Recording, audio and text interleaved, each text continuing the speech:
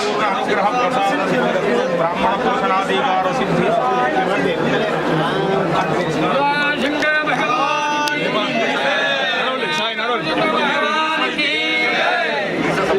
మీరు పిలుచుకోలేదు ఇద్దరం కలిసి ఛాయ్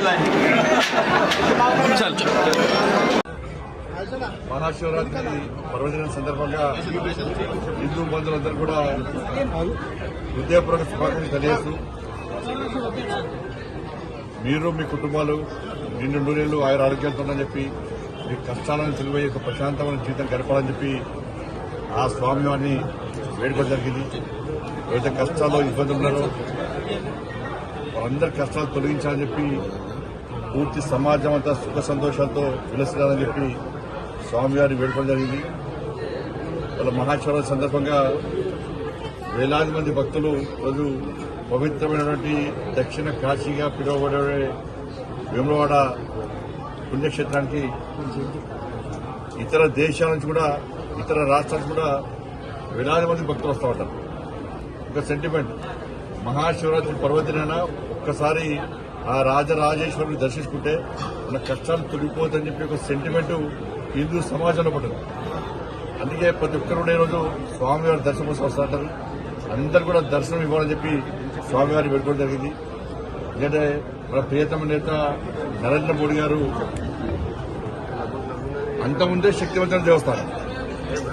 ప్రియతమ నేత నరేంద్ర మోడీ గారు దేశ ప్రధాని నరేంద్ర మోడీ గారు ఈ పుణ్యక్షేత్రానికి వచ్చి ఆ రోజు దర్శనం చేసుకున్న తర్వాత దేశవ్యాప్తంగా ఒక చర్చ జరుగుతున్నది. ప్రతి ఒక్కరు కూడా దేశవ్యాప్తంగా హిందూ సమాజంతో కూడా ఒక్కసారైనా వేములవాడ పుణ్యక్షేత్రానికి వెళ్ళాలి. మోడీ గారు కూడా వెళ్ళి దర్శించుకున్నారు. కాబట్టి ఆ పవిత్రత ఏందో ఆ శక్తి ఏందో మోడీ గారు దేశాన్ని చాటారు. మరి అటువంటి దేవస్థానాన్ని ఒక్కసారి దర్శించుకోవాలి, అటువంటి రాజరాజేశ్వర స్వామిని దర్శించుకోవాలని చెప్పి దేశవ్యాప్తంగా ఒక ఆలోచన సమాజంలో కూడా వచ్చింది. మరి అటువంటి మహానుభావుడు ఇటువంటి శక్తివంతమైన పుణ్యక్షేత్రం దర్శించుకోవడం అదృష్టంగా భావించడం. మరి ఈరోజు మహాశివరాత్రి పర్వదిన సందర్భంగా ఏర్పాట్లు చాలా బాగున్నాయి. ఈవో గారితో పాటు సిబ్బంది అందరూ కూడా పోలీస్ సిబ్బంది కానీ, ఇటు రెవెన్యూ సిబ్బంది కానీ, ఇటు సేవా సంస్థలు కానీ, దేవస్థానం యొక్క సిబ్బంది కానీ, పాత్రికేయ మిత్రులందరూ కూడా హృదయపూర్వక అభినందనలు.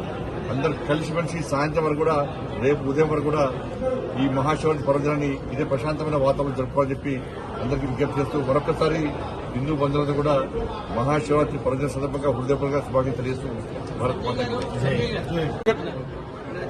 ఎలక్షన్ కోడ్ కదా, అంటే నేరుగా కేంద్రము నిధులు విడుదల చేసే అవకాశం ఉండదు. ఒక్కరు కూడా గుర్తుంచుకోవాలి. నేరుగా రాష్ట్ర ప్రభుత్వం ఇవ్వాల్సి వస్తుంది. సరే, ఈ పవిత్రమైన రోజు ఈ రోజు విమర్శలు ప్రతిపక్షం మంచిది కాదు. అందరూ కలిసి పండుగ జరుపుకోవాలి. ఓరు కూడా తిట్టుకోవడం మంచి పద్ధతి కాదు. కాబట్టి అందరూ మంచి ఉండాలని కోరుకుంటున్నారు.